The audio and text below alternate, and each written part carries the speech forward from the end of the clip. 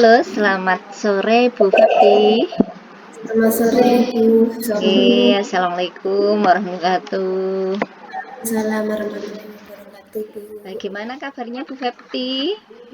Alhamdulillah Bu, hari ini kabarnya baik Bu. Cuman ada sedikit pikiran yang mengganggu saya Bu di akhir-akhir hari ini Bu. Oke, Iya. untung ini saya punya waktu kurang lebih 25 sampai 30 menit ya Bu. Eh, Iya. nanti kita bisa bincang-bincang bersama tentang apa yang menjadi unek-unek Bu Fati gitu ya. Oke Iya nih, sih. Iya. hari ini kita mau bicara tentang apa tuh Bu? Mau sharing-sharing apa? Begini Bu, ini ada sedikit mengganggu permasalahan di hati saya Bu. Terkait pelaksanaan PS saya Bu, itu kan kalau di sekolah saya itu pelaksanaan PS-nya kan diajukan Bu minggu ini, minggu kemarin gitu, karena kan di minggu ini dan minggu depan itu kan digunakan untuk kegiatan persiapan PKKS begitu. Nah, awal-awal itu saya semangat sekali Bu membuat soal PAS begitu, mulai dari soalnya sudah saya siapkan, kemudian kisi-kisi juga sudah saya buat gitu Bu. Dan menurut saya itu kisi-kisi yang saya berikan ke anak-anak itu sudah detail dan sesuai materi yang sudah saya berikan. Karena kan memang di saya itu kan ada MKMP Kabupaten Semarang Bu. Nah, jadi itu memudahkan saya dalam menyampaikan materi begitu. Jadi kan sama gitu Bu dalam kisi-kisi yang disampaikan Kabupaten Semarang begitu. Nah, jadi saya sudah memberikan kisi-kisi, kemudian sebelum pelaksanaan PS itu saya tanyakan kesiapan anak-anak, bagaimana sudah siap apa belum, mereka responnya sudah siap, kemudian saya juga memberikan latihan soal, dan mereview kembali materi dari awal sampai akhir gitu Bu. Nah, harapan saya itu kan berarti kan nilainya anak-anak kan sudah, wah anak-anak ini sudah siap mengikuti PAS mata pelajaran saya gitu Bu. Nah, tapi pas kemarin itu selesai saya mengoreksi bersama dengan guru-guru Bu, itu hasilnya itu kurang memuaskan gitu Bu, jauh di harapan saya gitu. Jadi banyak yang remedi remedi begitu Bu. Jadi itu yang membuat saya tuh merasa sedih, kecewa, mungkin apa ada yang salah di saya dalam membuat soal PAS atau bagaimana begitu Bu. Itu Bu permasalahan yang saya hadapi saat ini Bu, kegalauan hati saya seperti itu. Oke, baik. Saya memahami Bu Fepti gitu ya, karena apa yang untuk persiapan PAS sudah dipersiapkan semua sama Bu Fepti, ternyata hasilnya di luar dugaan gitu ya Bu ya. Iya Bu, betul sekali Bu. Harapan Oke. saya tuh tidak ada yang remedi begitu Bu. Oh, ini berarti banyak yang remedi ya Bu Fepti ya. Iya Bu, jadi kemarin itu dari 25 siswa itu yang tidak remedi 6 Bu. Jadi yang remedi itu kan berarti kan 19 orang, ada yang dapat nilai 50, ada yang 60, ada yang 70, kan di sini kan KM-nya 72 begitu Bu. Jadi ya kok bisa begitu, padahal kemarin kita latihan itu kalian bisa semua, ada yang pas kemarin juga kisi-kisi itu sudah sangat detail sekali seperti itu Bu. Gitu. Oke. Oke, baik Bu Fepti. Saya memahami perasaan Bu Fepti ya, yang sudah menyiapkan semuanya tetapi hasilnya di luar dugaan. Baik. Kira-kira nih Bu Fepti, kok hasilnya seperti itu kenapa ya kalau menurut Bu Fepti? Kemarin Bu, kalau menurut saya, kemarin itu kan memang setelah selesai kegiatan PS kan ada masa jeda untuk remedial dan susulan begitu Bu. Nah, pas remedial desain saya itu saya masuk, anak-anak saya kumpulkan semua begitu, baik yang remedi maupun tidak remedi begitu Bu. Kemudian saya tanya, saya ungkapkan kalau saya kok nilainya kok pada di luar dugaan, kemudian banyak yang remedi itu kenapa, apakah saya buat tidak membuat soal itu terlalu sulit begitu. Padahal kita membuat soal itu kan memang ada mulai dari C3 sampai C6 itu ada tahapannya gitu ya Bu ya. Nah, kemudian saya tanya persatu-satu tuh Bu anak-anak gitu. Nah, buat introspeksi atau evaluasi saya gitu. Ada anak-anak yang mengutarakan, Bu, materinya itu terlalu banyak, dari bab 1 sampai bab keluar semua, saya pusing mau belajar gitu Bu. Kemudian ada juga yang mengutarakan, di hari itu pas kebetulan mata pelajaran yang di PS kan 3 gitu, jadi dan materinya itu banyak-banyak semua Bu, jadi saya lupa atau kurang fokus gitu Bu. Kemudian ada juga yang mengutarakan terlalu banyak kegiatan di pondok gitu Bu. Jadi, karena kan memang di sini itu kan hampir 75% itu kan anak-anaknya dari pondok Bu. Nah itu saya memaklumi juga Bu, jadi dengan kegiatan banyaknya di pondok, kemudian juga di SMK, nah mungkin di anak-anak itu mungkin terbagi begitu Bu. Nah itu tadi jawaban-jawaban dari anak alasannya seperti itu Bu. Gitu, baik. Eh, Materinya terlalu banyak itu untuk di mapelnya Bu Fepti atau gimana Bu? Kalau materi saya itu Bu memang kan ada 4 bab Bu kan. Kemudian mungkin pas mata pelajaran saya itu berbarengan dengan materi yang lainnya yang juga mungkin materinya banyak gitu. Karena kan apalagi di SMP itu kan matanya pelajaran itu kan makanya banyak sekali ya Bu ya, 17 mata dari kelas 10 begitu. Menurut saya nih kalau materi itu memang yang sudah saya ajarkan gitu Bu dari semester dari bulan pertama sampai bulan ke-5 ini begitu. Gitu. Eh, Berarti memang anak-anak merasa kurang persiapan seperti itu Iya kan Bu Bu. Fepti? Ya jadi kurang persiapan, kemudian kurang fokus, kemudian ya karena kurang menurut saya kurang belajarnya itu kurang maksimal gitu. Kalau kurang banyak beban dari alasan anak-anak begitu. Oke, kurang persiapan, belajarnya juga kurang maksimal. Kira-kira kenapa Ibu itu Bu ya? Kalau menurut saya Bu, mungkin anak-anak itu kan kurang apa gitu, dan belum eee, berhasil atau apa, membuat schedule atau manajemen waktu gitu Bu. Nah, menurut saya ya karena anak manajemen waktu dengan baik, kemudian mungkin saya juga Bu, dari segi saya, pembelajarannya, saya itu kan memang di kelas 10 itu kan belum menerapkan pembelajaran diferensiasi gitu Bu. Nah, kalau yang kelas 11 itu kayak saya memang sudah berusaha Bu, tapi memang anak-anak itu ketika menangkap materi memang ternyata lebih mudah dalam ketika saya menerapkan pembelajaran diferensiasi. Nah, kalau di kelas 10 itu memang belum Bu, jadi saya meratakan gitu Bu, belajarnya sama gitu. Nah, mungkin itu juga berpengaruh terhadap pemahaman anak-anak terhadap materi saya begitu. Oke, Pak Ibu Fepti, Ibu Fepti udah mengemukakan bahwa mungkin salah satunya manajemen waktunya murid-murid Bu Fepti yang kurang bagus karena beliau mereka rata-rata banyak tinggal di pondok pesantren di mana itu ada kegiatan di SMK, ada kegiatan di pondok pesantren, jadi mereka bingung bagaimana cara membagi waktunya gitu ya. Kemudian yang kedua mungkin juga karena Bu Fepti belum menerapkan pembelajaran berdiferensiasi di kelas ini gitu ya. Betul Oke, Bu. mari kita bahas satu persatu dulu ya Bu Fepti ya. Oke, Boleh Bu. untuk yang masalah manajemen waktu murid karena tadi muridnya kan banyak yang tinggal di pondok. Kira-kira nih langkah apa yang dapat Bu Fepti berikan biar murid-murid Bu Fepti mempunyai manajemen waktu yang baik?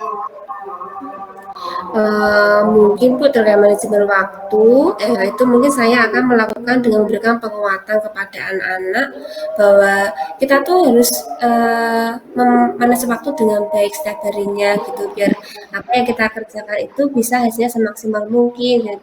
Nah, baik misalkan jadi nanti anak-anak itu bisa mengerjakan mana tugas yang ada di SMK, kemudian mana tugas yang ada di pondok. Jadi ya dengan memberikan penguatan kepada anak setiap harinya melalui kegiatan pembelajaran itu di awal pelajaran akan saya berikan motivasi kepada anak-anak tentang penguatan pentingnya kita memanajemen waktu dalam kehidupan kita seperti itu Bu. Itu mungkin yang bisa saya lakukan terkait manajemen waktu.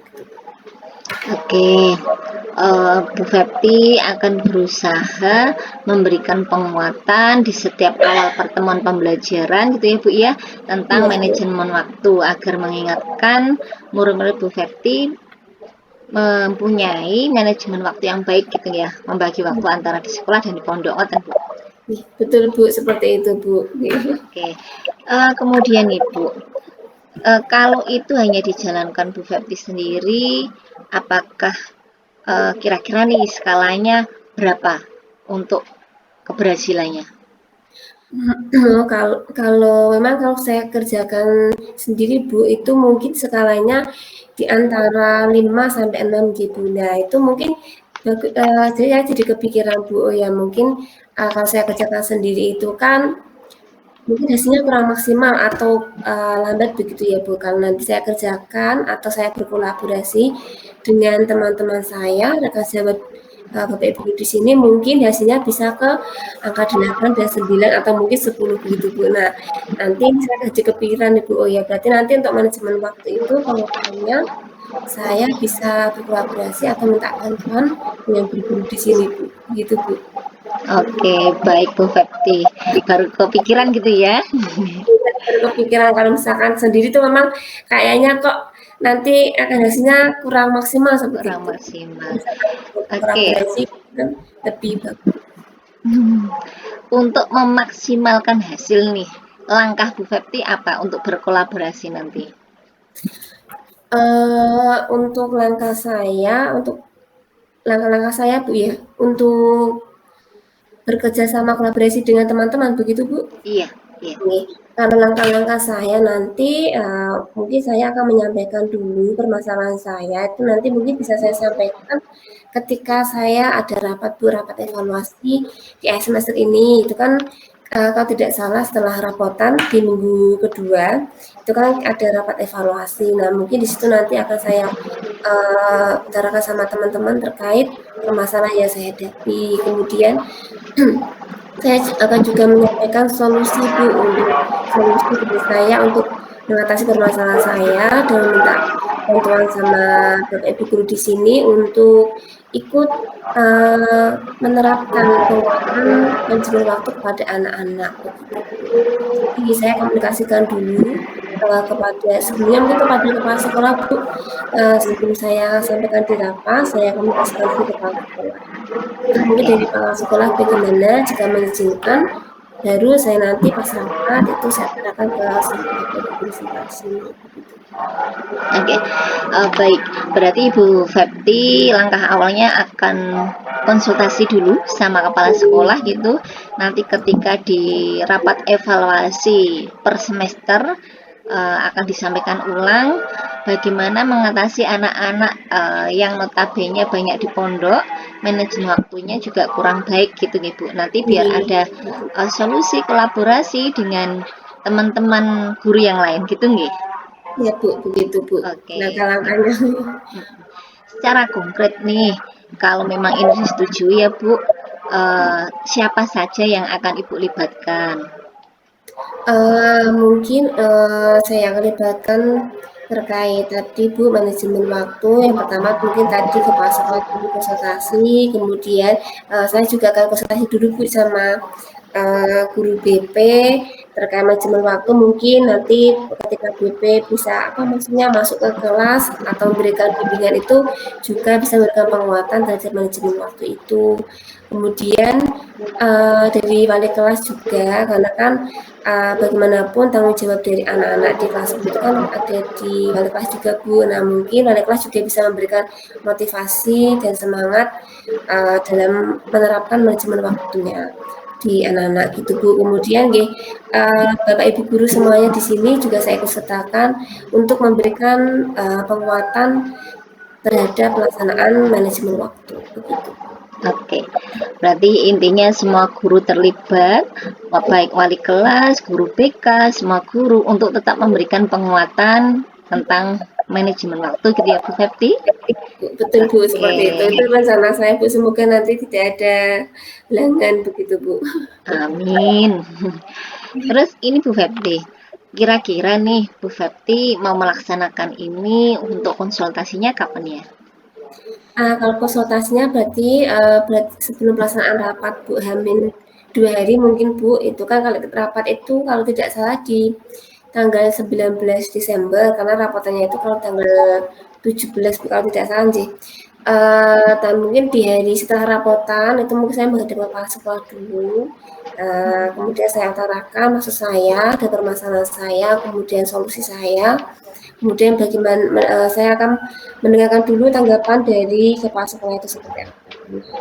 Kemudian baru nanti pasti rapat hari Seninnya itu saya komunikasikan kepada Bapak Ibu guru. Nah, seperti itu. Untuk wali kelas dan BP mungkin saya juga konsultasinya setelah saya konsultasi dengan kepala sekolah. Oke. Kira-kira kalau memang disetujui nih, pelaksanaannya kapan nih? Pokoknya pelaksanaannya itu berarti untuk tadi ya Bu ya, setelah dari teman-teman itu saya utarakan, mungkin untuk aksi langsungnya, aksi nyatanya itu di awal semester Bu, di awal semester 2, karena kan ini memang kan sudah tidak ada pertemuan tatap muka dengan anak-anak, harus di akhir semester. Nah, berarti nanti mulai di awal semester itu saya akan memberikan rencana saya tentang penguatan manajemen waktu pada anak-anak dan harapannya Bapak Ibu guru juga, Bapak Ibu di sini juga bisa menerapkannya seperti itu. Oke. Berarti untuk penerapannya di awal semester 2 ya Bu? Semester 2 Bu. Semester 2. Nanti kurang lebih ini jangka waktunya akan dilakukan sampai kapan Ibu? Untuk jangka waktunya Bu, itu kan nanti saya selama 1 bulan dulu Bu, saya akan melihat bagaimana perkembangan anak-anak 1 bulan itu. Mungkin saya bisa melihatnya itu dari nilai-nilai harian anak-anak. Saya bandingkan semester awal, semester 1 dulu dengan semester 2. Kalau misalkan anak-anak ada perubahan signifikan terhadap nilai-nilainya, berarti manajemen waktunya ini anak sudah bisa menerapkan nih, anak-anak sudah bisa membagi waktunya, nah seperti itu. Kalau memang masih sama ataupun belum berpengaruh signifikan, berarti ya mungkin masih saya untuk memberikan penguatannya itu harus saya berikan secara terus-menerus begitu Bu. Nah, kalau misalkan nanti hasilnya sudah baik, berarti langkah selanjutnya saya harus mempertahankan Bu. Tidak berhenti, karena ini takutnya kalau berhenti kan anak-anak juga nanti malah sudah lupa, nah seperti itu. Nah, jadi nggih tetap memberikannya secara terus-menerus begitu Bu. Tapi nggih nanti saya lihat dulu dari bulan pertama dulu melalui nilai harian anak. Oke, luar biasa persiapannya Bu Fepti untuk masalah manajemen waktu ini. Oke, terkait yang manajemen waktu dirasa sudah cukup atau mau dikonsultasikan lagi? Sudah Bu, saya kira untuk manajemen waktu itu saya sudah mulai tercerahkan Bu. Oh ya, rencana saya untuk manajemen waktu ini sudah terplanning. Nanti semoga aja tinggal saya akan laksanakan gitu Bu. Oke, terkait tadi untuk yang pembelajaran berdiferensiasi. Nah, nanti itu kurang lebih Ibu aksinya seperti apa ya? Mau pelaksananya seperti apa? Terkait diferensiasi itu Bu, mungkin kan langkah pertamanya saya akan melakukan diagnostik awal dulu gaya belajar. Jadi saya biar bisa tahu anak-anak itu termasuk gaya belajarnya apakah yang auditori, kemudian visual atau yang kinestetik. Nah, itu mungkin nanti saya akan rencana saya itu mau menggunakan aplikasi saja Bu, karena di aplikasi itu aku pintar namanya itu memang saran dari Bu itu saya di guru penggerak itu pakai itu karena disitu nanti malah lebih praktis karena sudah ada pertanyaan-pertanyaan Bu, jadi kita tidak usah membuat pertanyaan, sudah ada instrumen pertanyaannya dan itu memang sudah akuratnya seperti itu. Nah, jadi nanti dari hasil anak-anak mengisi di aplikasi Aku Pintar itu, hasilnya nanti bisa tergolong apakah anak ini termasuk yang auditori, visual, atau yang kinestetik. Nah, nanti setelah saya sudah mengetahui gaya belajar anak-anak, berarti langkah selanjutnya itu mungkin saya akan menerapkan dalam rencana pembelajaran saya. Saya akan melakukan pembelajaran diferensiasi gitu. Jadi sudah tidak saya samaratakan. Nah, ya harapannya nanti anak-anak yang memahami materi saya itu lebih mudah seperti itu dan berdampak pada nilai-nilai anak-anak. Sangat membantu gitu Ibu ya nanti ya. Oke, baik Ibu. Itu tadi rencana aksinya nih. Kemudian siapa aja sih Bu yang mau Ibu libatkan untuk di masalah pembelajaran ini? Untuk berdiferensiasi Bu, tentunya karena anak-anak di pondok itu kan, tidak boleh membawa HP itu selama 1 minggu itu ada berapa hari gitu Bu. Jadi kan nanti dalam penerapannya itu mungkin, pas saya melakukan tes diagnosis awal itu ketika anak tidak membawa HP, tentunya saya akan minta bantuan atau kerjasamanya dengan, Kaleb Bu, Kaleb komputer itu untuk membantu saya. Nah, karena kemudian saya juga berkoordinasi dengan guru-guru yang pada saat itu menggunakan lab, karena memang labnya itu kan di sini ada satu, dan itu kan digunakan oleh guru mata pelajaran yang lainnya. Jadi koordinasi dulu sebelum saya melakukan eksekusi terhadap diagnostik awal tadi. Nah, jadi saya melibatkan tadi apa namanya Kaleb sama guru mapel yang pada hari itu, gitu, yang menggunakan lab seperti itu. Oke. Intinya kerjasama untuk bergantian menggunakan lab gitu ya Bu ya. Ya, Bu. Salah satunya minta izin sama kalabnya sama guru yang mungkin waktu itu ada jamnya di lab gitu ya. Ya, Oke. Bu. Betul, Bu. Kemudian Ibu kira-kira mau dilaksanakan kapan? Untuk pelaksanaan apa pembelajaran diferensiasi atau diagnostik awal terkait gaya belajar anak itu mungkin saya juga bisa melakukannya di bulan Januari Bu, di semester 2 nanti. Nah, karena saya kan juga sudah tidak bisa apa nggih, anak-anak kan lagi fokus untuk mau kelas meeting dan kita Bapak Ibu guru juga fokus untuk PKKS. Jadi nggih, nanti biar persiapannya juga sudah matang, saya persiapkan di akhir-akhir bulan Desember nanti untuk persiapan diagnosis awal itu. Nah, untuk eksekusinya nanti saya akan laksanakan di bulan Januari semester 2 Bu, untuk mengetahui gaya belajar anak-anak begitu Bu. Oke. Nah, berarti akan Ibu Fepti mulai di awal semester 2 ya Bu ya? Bu, betul Bu. Oke. Bulan Kira-kira Januari. nanti untuk pelaksanaannya ini dikira berhasil apa tidak, tolak ukurnya Bu Fepti nanti dari mana ya? Mungkin untuk tingkat keberhasilan saya, mungkin dikatakan berhasil itu ketika nilai-nilai anak itu, lebih bagus dibandingkan semester 1 Bu. Mungkin dari nilai harian dulu, saya lihat ketika saya melakukan pembelajaran diferensiasi itu anak-anak bagaimana. Kemudian tentunya keaktifan anak-anak di kelas itu apakah lebih aktif atau tidak, nah gitu. Kalau misalkan lebih aktif, oh ya berarti sudah berhasil. Anak-anak enjoy atau senang dalam pembelajaran di kelas, menyenangkan itu, misalkan anak-anak terlihat happy, berarti oh ya karena ada keberhasilan saya dalam melakukan pembelajaran berdiferensiasi gitu Bu. Berarti jadi tadi Bu, pembelajaran di kelas itu bagaimana situasi kondisinya, kemudian nanti dari hasil belajar anak-anak begitu Bu. Dari nilai akademiknya gitu. Oke. Intinya nanti dilihat dari hasil nilai akademik ya Bu ya. Akademiknya Bu. Ya, nanti Bu Fepti akan melakukan evaluasi ini kurang lebih berapa bulan dulu gitu? Atau berapa jangka waktunya ya? Untuk jangka waktu diferensi mungkin saya itu kan ketemu bertatap muka di kelas 10 itu kan 1 minggu itu kan 2 kali, 1 minggu itu 1 minggu itu saya gunakan dulu, 2 minggu Bu saya menggunakan berdiferensiasi, biasanya itu bab itu bab 1 itu kan selesai di 2 atau 3 minggu begitu Bu. Nah, setelah itu kan baru ada penilaian sumatif yang di apa ulang harian itu.